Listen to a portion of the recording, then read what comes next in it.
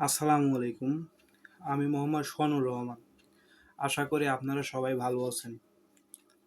আজকে যে বিষয়ে কথা বলবো তা হলো কি, যত ঝাঁকি তত নেকি।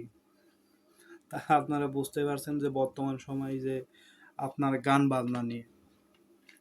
বর্তমান সমাজে এই জেনজির যুগে মানুষ আবার আইএমএ জাহিলিয়ার যুগে চলে যাচ্ছে।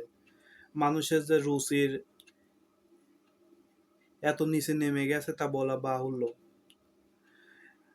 এই যে গ্রাম বাংলার বাংলা নববর্ষ, ইংরেজি নববর্ষ, কিছু কিছু স্বনামধন্য ব্যক্তি যার সমাজের অনেক পাওয়ার আছে, বিভিন্ন উরস শরীফ, মাজার শরীফ, এইসব প্রতিষ্ঠানকে কেন্দ্র করে যে অশ্লীল গান বাজনা বাজানো হচ্ছে তা সমাজের জন্য অত্যন্ত ভয়াবহ। এইসব অশ্লীল গান বাজনা নাচ দেখে সমাজের ছোট উঠতি বয়সের ছেলেপুলে নষ্ট হচ্ছে। গান বাজনার ফলে ছোট শিশুরা তাদের ফুলের মতো বিকাশিত মনকে কুলসিত করছে। ভাইরে ভাই, একবার আপনারা নিজ জ্ঞান এবং মন থেকে চিন্তা করেন, বর্তমান সময়ে যে গান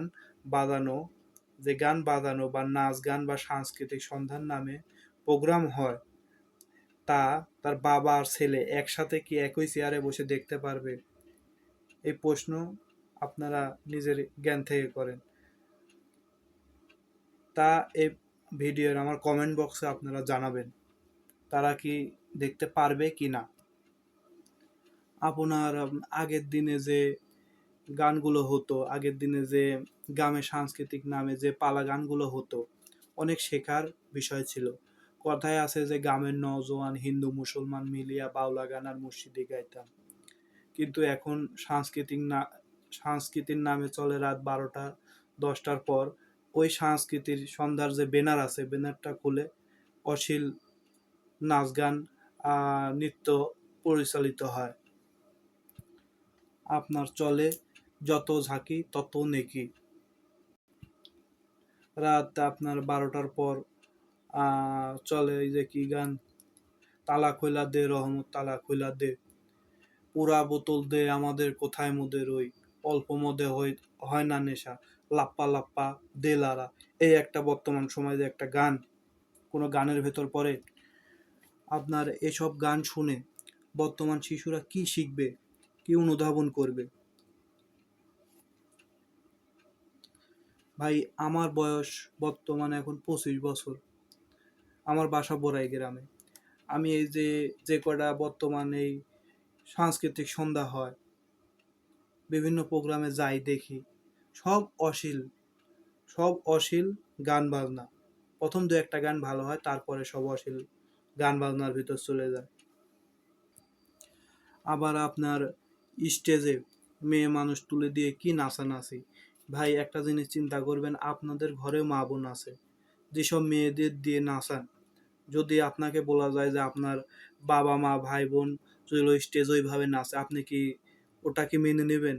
তা ওটা কিন্তু সমাজও কেউ মেনে নেবে না, আপনারও নিজ থেকে খারাপ লাগবে। এসব দিক থেকে আপনারা বাইর হয়ে আসার চেষ্টা করেন। আবার বর্তমান সময়ে এই যে সামনের দিকে আছে বন্যার মৌসুম, তখন আবার চলবে হরদম। তাই এই টপিক্সের প্রতিকার হিসেবে আমরা কি করব? প্রতিকার হিসেবে আমাদের একটাই করণীয়, আমাদের গ্রামে যারা যুব সমাজ আছে তারা সবাই এই সব বিষয়ে এগিয়ে আসবেন, যাতে এসব অশ্লীল গান বাজনা না হয় সেদিকে আপনারা লক্ষ্য রাখবেন। এটাই করণীয়, আর অন্য কোনো করণীয় নেই। এক্ষেত্রে প্রশাসনেরও ইয়ে আছে। বাংলাদেশে বর্তমান সরকার নতুন হয়েছে, এরা এর পদক্ষেপ গ্রহণ করবে বলে আমি আশা করছি। তাই ভাই, আমি বলি, আপনাদের পায়ে হাত দিয়ে বর্তমান প্রজন্মকে বাঁচাতে এবং ভবিষ্যৎ প্রজন্মকে বাঁচাতে এসব অশ্লীল গান বাজনা থেকে আপনারা বেরিয়ে আসুন। আপনাদের ছেলে পুলেকে যেভাবে গড়ে উঠবেন সে সেভাবেই গড়ে উঠবে। যদি আপনার ছেলে ছোট থেকে ভালোভাবে গড়ে তুলতে পারেন, সে সেইভাবেই গড়ে উঠবে। আর আপনাদের ছেলেরাই গানের স্টেজে কিন্তু যায়, জেনে শুনে আপনার ছেলেকে বিপদগামী করবেন না। মনে রাখবেন, আপনার শিশুই আগামী দিনের ভবিষ্যৎ।